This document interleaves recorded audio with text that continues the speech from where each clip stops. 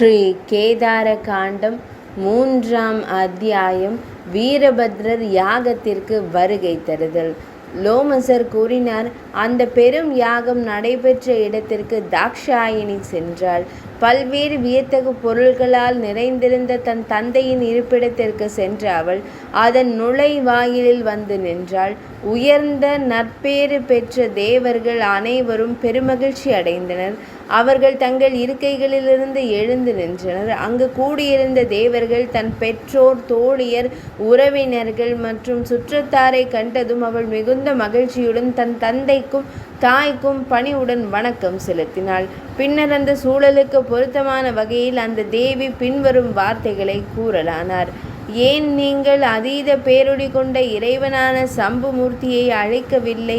அசைவன மற்றும் அசையாதன ஆகிய உயிரினங்கள் அனைத்தையும் உள்ளடக்கிய இந்த முழு பிரபஞ்சத்தையும் புனிதப்படுத்தியவர் அவரே.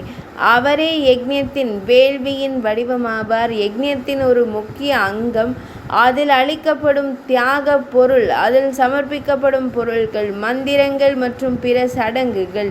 ஹவ்யம் தேவர்களுக்கு அளிப்பவை மற்றும் கவ்யம் பித்ருக்களுக்கு அளிப்பவை. இவை அனைத்துமாகவும் திகழ்பவர் அவரே ஆவார்.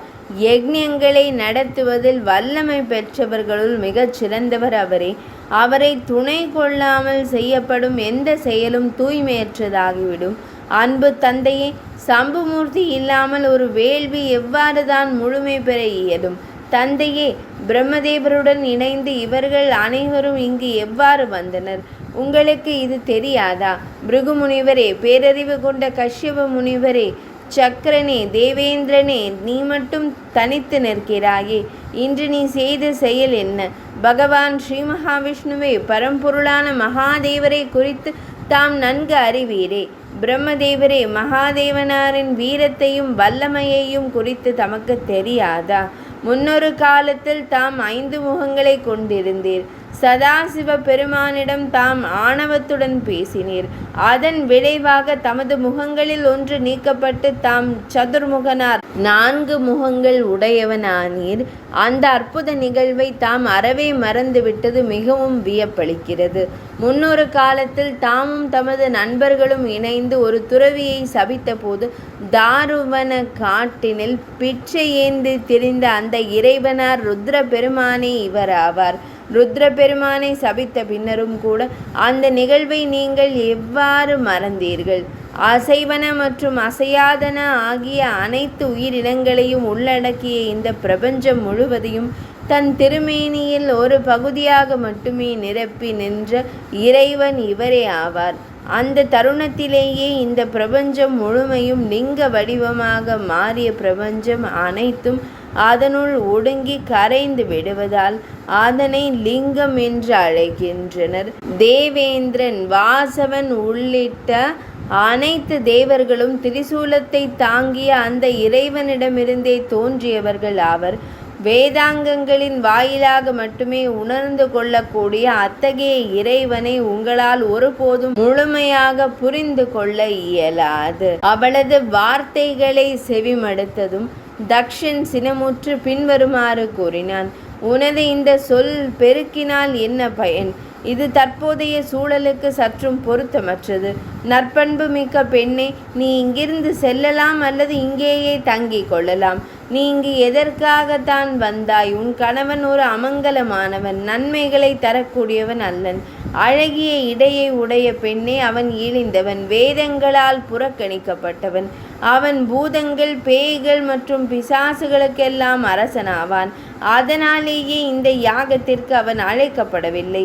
இனிய சொற்களை பேசும் பெண்ணே, சிறந்த அங்கங்களை உடைய பெண்ணே, கர்வமும் தீய எண்ணமும் கொண்டவனும் யாரென்று அறியப்படாத பூர்வீகத்தை கொண்டவனுமா அந்த ருத்ரனுக்கே மந்த புத்தியும் பாவியுமான என்னால் நீ திருமணம் செய்து கொடுக்கப்பட்டாய்.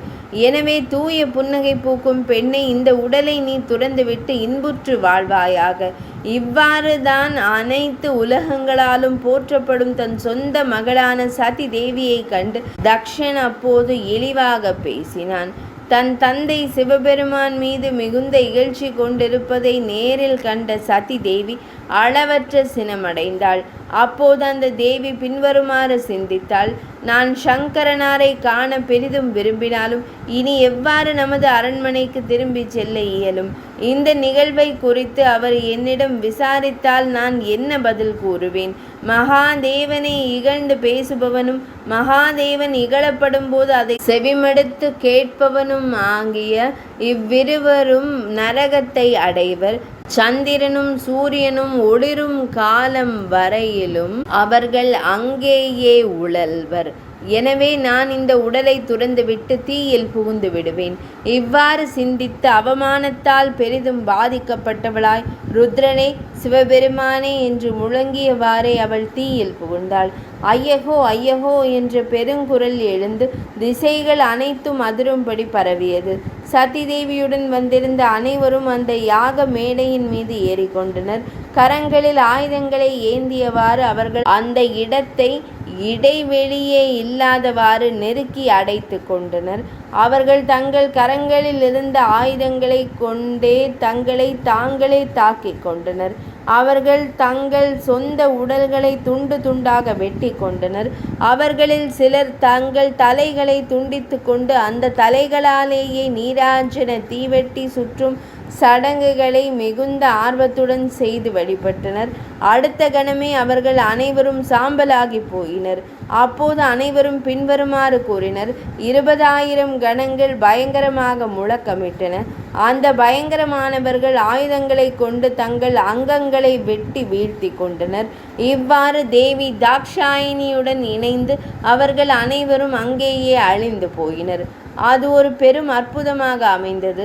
அனைத்து முனிவர்களும் தேவேந்திரனை தலைமையாக கொண்ட தேவர்களும் அத்துடன் மருத்துக்கள், விஸ்வே தேவர்கள், அஸ்வினி தேவர்கள் மற்றும் திக்பாலகர்கள் ஆகியோரின் கூட்டங்களும் இவர்கள் அனைவரும் அப்போது மௌனமானார்கள். அவர்களில் சிலர் மிகச் சிறந்தவரான பகவான் ஸ்ரீ மகாவிஷ்ணுவை வேண்டி வலம் வந்தனர். அந்த தீய எண்ணம் கொண்டவனின் யாகத்தின் முடிவு இதுவே ஆகும். தகுதியற்ற அந்த அந்தணனான தக்ஷனின் யாகம் அழிவுற்றது.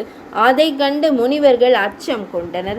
இதற்கிடையில் அந்தணர்களே தக்ஷனின் இச்செயல்களும் நடத்தைகளும் அனைத்தும் நன்னெஞ்சங்கொண்ட நாரதரால் ருத்ரமூர்த்திக்கு தெரிவிக்கப்பட்டது. நாரதமூர்த்தியின் செய்தியை கேட்டறிந்த பரம்பொருளான சிவபெருமான் அளவற்ற சினம் கொண்டார். அந்த சினத்தின் வேகத்தில் அவர் தமது ஆசனத்திலிருந்து துள்ளி எழுந்தார். அனைத்து உலகங்களின் அழிவிற்கும் காரணமான ருத்ரர் தமது சடை முடியிலிருந்து ஒரு கற்றையை பிடுங்கி சினத்துடன் ஒரு மலை சிகரத்தின் மீது ஓங்கி அடித்தார். அவ்வாறு அடித்ததன் விளைவாக பெரும் புகழ் பெற்ற வீரபத்ரர் தோன்றினார்.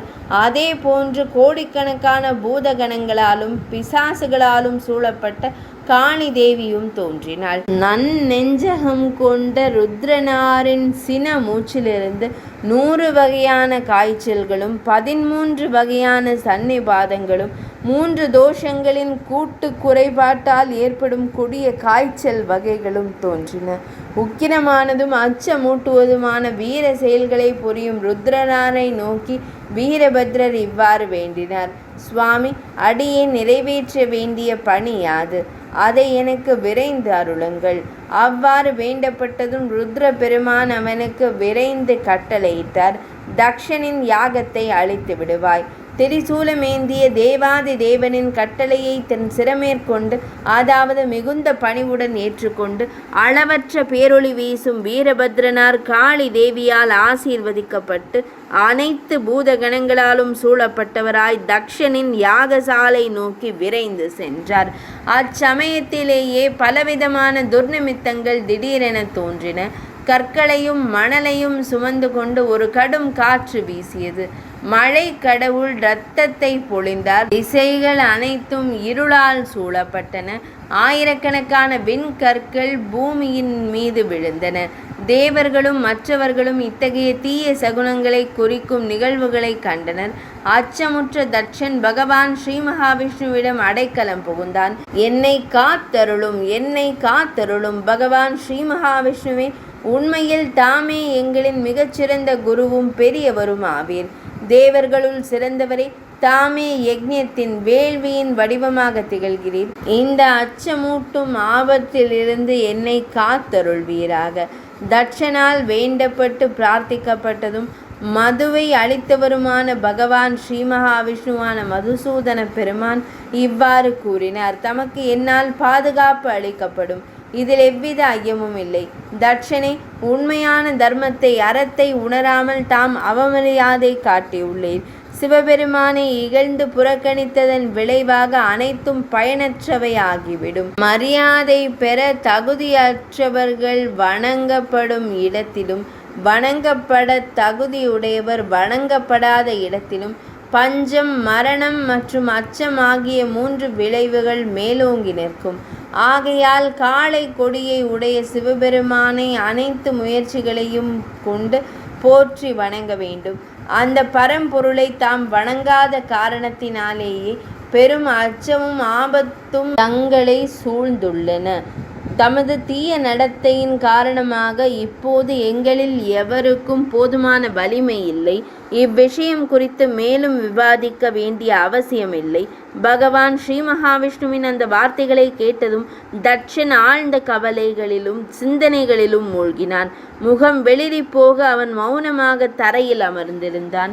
ருத்ரமூர்த்தியாலேயே நேரடியாக கட்டளையிடப்பட்டவனாய் மிகுந்த வலிமை வாய்ந்த வீரபத்ரன் 9 துர்க்கைகள் மற்றும் பிறருடன் இணைந்து யாகசாலைக்குள் நுழைந்தான். அந்த 9 துர்க்கைகளாவன காளி, காத்யாயினி, ஈசானா, சாமுண்டி, முண்டமர்தினி, பத்ரகாளி, பத்ரா, துவரிதா மற்றும் வைஷ்ணவி. மிகுந்த ஒளியுடன் திகழ்ந்த அந்த யாகசாலைக்குள் பூதகணங்களின் ஒரு பெரும் கூட்டமும் நுழைந்தது. சாக்கினிகள், டாகினிகள், பூதங்கள், பிரமதர்கள், குஹ்யகர்கள் மற்றும் வட்ட வடிவில் அணிவகுத்த எண்ணற்ற யோகினிகள். இவர்கள் அனைவரும் 64 தந்திரங்களுடன் இணைந்து திடீரென யாகசாலைக்குள் நுழைந்தனர். வீரபத்ரனை துணையாக பின்தொடர்ந்து வந்த 100கணக்கான மற்றும் 1000கணக்கான கணங்கள் அனைத்தும் சங்கரனாரின் சிவபெருமானின் பரிவாரங்களாகும். அவர்கள் அனைவரும் ருத்ரனாரின் வடிவத்தையே கொண்டிருந்தனர். அவர்களுக்கு 5 முகங்களும் நீல நிற கழுத்துக்களும் இருந்தன. அவர்கள் அனைவரின் கரங்களிலும் ஆயுதங்கள் இருந்தன. அவர்களுக்கு குடைகளும் சாமரங்களும் முறைப்படி ஏந்தி சேவை செய்யப்பட்டன. அவர்கள் அனைவரும் சிவபெருமானைப் போலவே மிகுந்த வீரமிக்கவர்களாக திகழ்ந்தனர். அவர்களுக்கு 10 கரங்களும் 3 விழிகளும் இருந்தன. அவர்களின் சடை முடிகள் பின்னி பிணைந்திருந்தன. அவர்கள் ருத்ரனாருக்குரிய ஆபரணங்களை அணிந்திருந்தனர். தங்கள் தலைகளில் பிறை சந்திரனை சூடியிருந்த அவர்கள் அனைவரும் பல்வேறு வகையான ஆடைகளையும் அணிகலன்களையும் அணிந்திருந்தனர். இவர்களால் சூழப்பட்டு உன்னத ஆன்மாவாகவும் 3 விழிகளும் அச்சமூட்டும் தோற்றமும் அளவற்ற ஆற்றலும் கொண்டவரும் 1000 கரங்களை உடையவரும் பெரும் அரவங்களால் சூழப்பட்டவருமான வீரபத்ரர் அந்த யாகத்தை நோக்கி படையெடுத்து சென்றார். அவருடைய தேரானது 2000 குதிரைகளாலும் 10 லட்சம் சிங்கங்களாலும் இழுத்து செல்லப்பட்டது. அவருடைய இருபுறங்களிலும் கவசமணிந்து காவலுக்கு நின்றவர்கள் ஏராளமான சிங்கங்கள், புலிகள், சுறாக்கள், மீன்கள் மற்றும் ஆயிரக்கணக்கான யானைகள் ஆவர். எங்கும் அனைவரின் தலைக்கு மேலேயும் பல்வேறு வகையான குடைகளும் சாமரங்களும் ஏந்தி பிடிக்கப்பட்டிருந்தன. அப்போது ஓங்கி ஒலிக்கும் பேரிகைகள், போர் முரசுகள், பல்வேறு விதமான ஒலிகளை எழுப்பும் சடங்குகள், படகங்கள், தாள முரசுகள், கோமுக்கை போன்ற இசைக்கருவிகள் மற்றும் பலவிதமான கொம்புகள் ஆகியவை முழங்கப்பட்டன. கைத்தாளங்கள், வெண்கல மணிகள் மற்றும் துளை கருவிகள், ஊதுகருவிகள் ஆகியவை இசைக்கப்பட்டன. அவர்கள் அனைவரும் இனிமையாக பாடுவதில் ஈடுபட்டிருந்தனர். அவர்கள் அனைவரும் மிருதங்கங்களை, சிறப்பு முரசுகளை இசைத்தனர். கணங்கள் அனைவரும் வீரபத்ரருக்கு முன்னால் அணிவகுத்து சென்று ஆர்ப்பாட்டங்களில் ஈடுபட்டிருந்தனர். பல்வேறு வகையான நடனங்களை ஆடினர். அளவற்ற ஆற்றலும் வல்லமையும் கொண்ட அந்த கணங்கள் வாத்தியங்களின் போர் குரல்களோடு இணைந்து கர்ஜனை செய்தன. அந்த பேரொலியால் 3 உலகங்களும் எதிரொலித்து அதிர்ந்தன. இவ்வாறு ருத்ரமூர்த்தியால் ஏவப்பட்ட அந்த கணங்கள் அனைத்தும் தக்ஷனின் யாகசாலைக்கு வந்து அதனை அழிக்கும் நோக்குடன் நொறுக்கத் தொடங்கின. வானம் புழுதியால் மூடப்பட்டது. திசைகள் அனைத்தும் இருளால் சூழப்பட்டன. 7 தீவுகளையும் கண்டங்களையும் தாம் கொண்ட பூமியானது மலைகளோடும் காடுகளோடும் சேர்ந்து நடுங்கியது. தேவர்கள், தைத்தியர்கள் மற்றும் இரவில் சஞ்சரிப்போர், அரக்கர்கள் ஆகியோர் அனைத்து உலகங்களுக்கும் அழிவை முன்னறிவிக்கும் இந்த வியத்தகு காட்சியை கண்டனர். அவர்கள் அனைவரும் ஒரே நேரத்தில் எழுந்து நின்றனர். ருத்ரனாரின் பயங்கரமான படை முன்னேறி வருவதை அவர்கள் கண்டனர். அவர்களில் சிலர் பூமியின் வழியாக வந்தனர், சிலர் வானத்தின் வழியாக வந்தனர். மற்றவர்கள் திசைகளையும் அவற்றுக்கு இடைப்பட்ட வெளியையும் நிறைத்து கொண்டு விரைந்து வந்தனர்.